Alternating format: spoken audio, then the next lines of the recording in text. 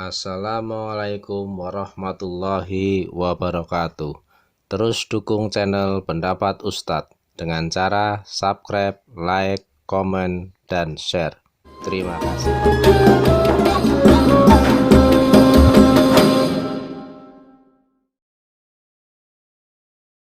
Buya, saya ingin bertanya perihal cincin. Bagaimana hukum memakai cincin dan bagaimana caranya? Terima kasih, semoga Buya selalu diberi kesehatan. Amin. Cincin, kemarin kita bahas cincin. Baik, cincin itu pokoknya kalau ibu-ibu bebas deh. Cincin apa saja, emas, perak, plastik. Wah, ini solehah bener. Sama suaminya nggak pernah mau emas, karet. Yang penting tidak membahayakan di kulit. Kalau bikin alergi ya jangan. Emas, perak boleh. Kalau laki-laki tidak boleh emas, hanya boleh perak. Besi khilaf. Besi tidak dianjurkan, perak saja. Kayu apa? Kayu keramat. Wah, tambah kacau lagi ini. Perak. Lagi-lagi hanya perak. Tapi yang lain boleh, selain perak boleh. Tembaga, besi, seng, salah. Ini boleh-boleh saja.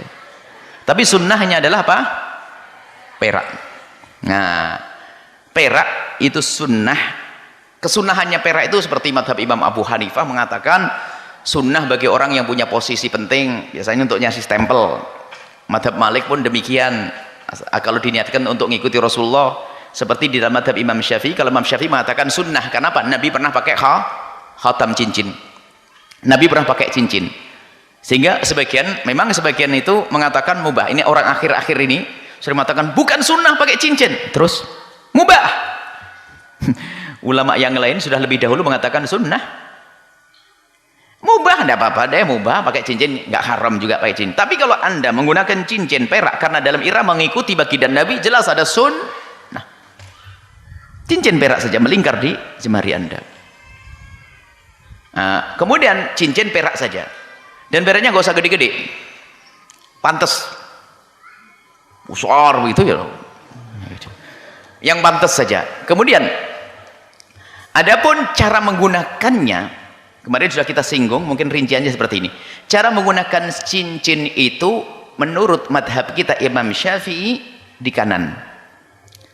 Selain madhab Syafi'i adalah Hambali, Maliki, Hanafi di kiri. Semua dari baginda Nabi.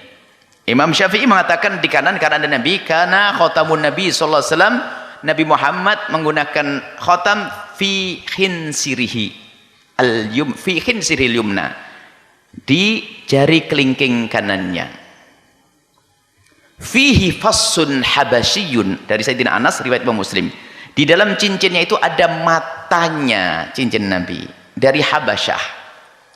Wa kana yaj'alu fassahu mimma yali kaffahu, dan beliau menjadikan matanya ini adalah di telapaknya begini.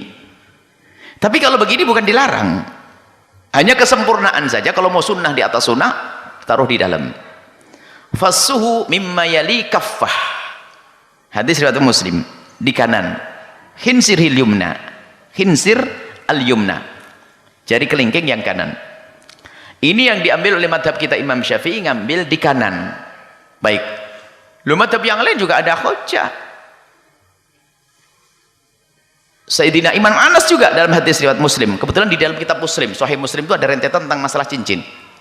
Pendapat yang kedua adalah mengenakan cincinnya itu di kiri, jadi terserah anda, kiri kanan adalah sunnah, selesai. Di kiri boleh, di kiri, karena Nabi SAW yatahattamu, karena Nabi SAW, karena khatamu Nabi SAW, bahwasanya khatamnya Nabi SAW, karena khatamu Nabi SAW fi hadhihi. Sayyidina Anas mengatakan Nabi itu punya cincin fi hadhihi. Fa asyara, kemudian Sayyidina Anas memberikan isyarat ilal hinsir min yadhil yusra, kepada jari kelingking di tangan kanannya. Nah kan? Jadi riwayat yang kedua sahih dari Nabi Sayyidina Anas yang menceritakan satu orang. Jadi Sayyidina Anas pernah melihat Nabi menggunakan cincin di tangan kanannya dan pernah menggunakan cincin di tangan kiri dan di kelingking. Yang diambil Imam Syafi'i tadi, itu mazhab Syafi'i, lebih jelas lagi sampai cara meletakkan matanya. Begini juga nggak larang. Kemudian riwayat yang ketiga, banyak riwayat sepertinya dari Sayyidina Ali bin Abi Thalib, dari Imam Muslim juga, tentang yang dilarang. Larangannya pun makruh, bukan haram. Nahani, kata Imam Ali, Rasulullah sallallahu alaihi wasallam an atakhattama. Nabi melarangku untuk menggunakan cincin fi isbi'i hadhihi wa hadhihi, fi isbi'i hadhihi wa hadhihi, di jariku yang ini dan ini. Fa asyarat fa auma'a, dan memberikan isyarat Imam Ali ila sababati ila al-wusta wallati taliha. Kemudian Sayyidina Imam Ali memberikan isyarat, nah Rasulullah melarang aku menggunakan cincin di sini dan di sini, jari tengah dan di jari telunjuk. Ini yang dikatakan makruh. Jari tengah, jari telunjuk, jempol tidak disebutkan. Selagi tidak disebutkan, maka sebagian ulama mengatakan mubah. Boleh-boleh saja, cincinnya jempol, nih cincin saya. Yang jelas ada larangan dari Imam Ali di sini dan di sini. Bukan dari Imam Ali. Imam Ali dilarang oleh Rasulullah, tapi larangan bukan larangan haram. Kalau ada yang cincin di sini tidak haram. Masuk bab makruh saja. Ini tidak haram, bab makruh. Nah, baik, ini adalah cara menggunakan cincin, sederhana saja. Jadi kalau bisa dikecilin, kalau memang di tengah, banyak saya ada cincin di tengah sini, cincin perak kecil di tengah sini, Pak, kok di tengah, di jari manis. Kalau bisa dihindari di sini deh. Ya, agak aneh kalau di sini. Nah, di sini gede lagi gitu. 5, kemudian berbicara tentang berbilangnya cincin, tidak disunahkan cincin berbilang. Di dalam madhab Maliki dan sebagainya, berbilangnya cincin adalah makruh. Kalau madhab Syafi'i tidak, asalkan pantas. Tapi sebaiknya tidak usah berbilang. Kalau berbilang nggak ada masalah, ada cincin 2, bukan suatu yang terlarang, bukan haram, tidak sunnah berbilang, tapi sunnahnya adalah bercincin. Selesai ya? Itu saja insya Allah. Amalkan. Jadi kalau bisa di kanan, kalau pengen sunnah di atas sunnat adalah di kanan, kesunahan kanan, tayammun. Kemudian di jari kelingking 2, kemudian matanya taruh dalam 3. Kalau ternyata Anda sedang matanya di sini, bukan sesuatu yang terlarang, bukan dilarang, jadi suka-suka. Sebab kadang-kadang cincinnya gede, kalau di dalam susah, genggamnya susah. Tapi kalau cincinnya kecil, bisa saja.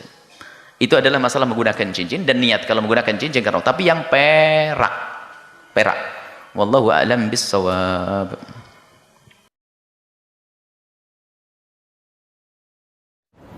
Seorang laki-laki pakai emas dalam sholatnya, apakah sholatnya sah? Emas itu bukan babi, kecuali dia membawa rantai babi, baru Arab. Emas tidak. Emas kalau dipegang, wudhu kita tak batal, sholat kita pun tak batal. Tapi Nabi mengharamkan pakai emas. Ini mesti dipahami. Emas kalau kita masukkan ke kantong, dibawa sholat, Allahu Akbar, sholat sah. Tapi memakai cincin emas haram. Bapak-bapak yang pakai cincin emas, buka sekarang juga. Tak ada gunanya pengajian, tak ada guna pengajian. Nantilah mubazir mengaji. Bapak-bapak yang sekarang pakai cincin emas, buka sekarang juga. Tak perlu tunjukkan, pelan-pelan aja dari bawah, buka masuk. Balik dari sini, jual. Kalau batunya sayang, simpan. Mana tahu batunya zamrud, kecubung, permata, intan, simpan. Ambil batunya, ikatkan dengan perak. Cincin saya emas putih Pak Ustadz. Emas putih itu emas. Emas putih itu emasnya 80, nikelnya 5. Emas putih itu emasnya 80%. Nikelnya 5%, peraknya 18%, peraknya 15%, maka warnanya putih, tapi dia emas juga. Jadi kalau mau buat cincin, perak saja. Ini cincin perak. Batunya zamrud. Asli. Mereknya Casio, Casio orang. Tak pernah saya beli. Kalau sempatlah saya beli sekian puluh juta, lalu kemudian anak yatim tak sekolah, neraka jahanam tempat saya. Bisa pula anak yatim tak sekolah, cincin kita 30 juta. Pak, minta makan Pak, belum makan pagi, kata anak yatim di lampu merah. Kita mau. Nauzubillah. Oleh sebab itu maka yang punya cincin emas, wahai Imam Syafi'i, kenapa laki-laki Islam tak boleh pakai cincin emas? Apa kata Imam Syafi'i? Robek hati orang miskin menengok cincin emas. Aku makan pun payah, kau sampai hatilah pula pakai cincin emas. Matilah kau cepat, kata dia. Hancur hati dia. Itu alasan ulama dulu. Tapi rupanya sekarang setelah ditemukan emas itu ada molekul-molekul kecil masuk ke dalam pori-pori, masuk ke dalam darah, masuk ke dalam jantung, menyebabkan penyakit Alzheimer, penyakit tua sebelum masanya, penyakit lemah, tak bertenaga. Banyak orang barat yang sudah kena, pokoknya emas. Lalu kami yang perempuan, Pak Ustaz, yang perempuan dia masuk ke dalam, keluar lagi melalui darah menstruasi haid. Makanya kalau ada bapak yang haid, pakailah.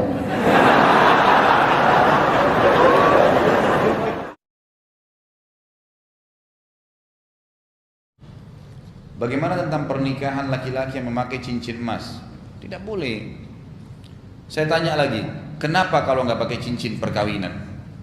Tahu nggak kisahnya kenapa orang pakai cincin perkawinan? Itu karena di barat orang menikah susah sekali. Mereka harus gonta-ganti pasangan dulu baru bisa menikah, gitu kan? Makanya pada saat mereka menikah harus ada buktinya kalau sudah menikah. Dengan cara memakai cincin di tangan laki-laki dan perempuan sehingga ditahu oh ini sudah menikah. Karena mereka susah sekali menikah gitu. Pada saat menikah pun supaya mereka tidak berbuat kesalahan atau memperkenalkan kepada orang lain kalau saya sudah menikah. Dalam Islam tidak butuh itu. Tanpa menggunakan cincin yang dibutuhkan keimanan dalam hati dan kejujuran. Emang dasarnya saya tidak mau berbuat maksiat, tidak mau selingkuh karena Allah, bukan karena adanya cincin. Kalau cuma ada cincin simbol dicabut, ditaruh di kantong, ngaku belum nikah, kan selesai. Tapi bukan itu permasalahannya gitu ya. Itu dari satu sisi. Jadi menyerupai orang-orang muslim. Yang kedua memang cincin emas tidak dibolehkan. Cincin emas tidak dibolehkan. Jadi dua sisi ya. Memang dalam Islam pernikahan tidak ada istilah menggunakan cincin perkawinan. Dan yang kedua, karena itu menyerupai orang-orang non-muslim. Kata Nabi SAW, man tasyabaha biqaumin fahuwa minhum. Siapa yang menyerupai satu kaum maka dia termasuk bersama-sama dengan kelompok itu. Jadi kalau orang Nasrani ya berarti dia juga Nasrani.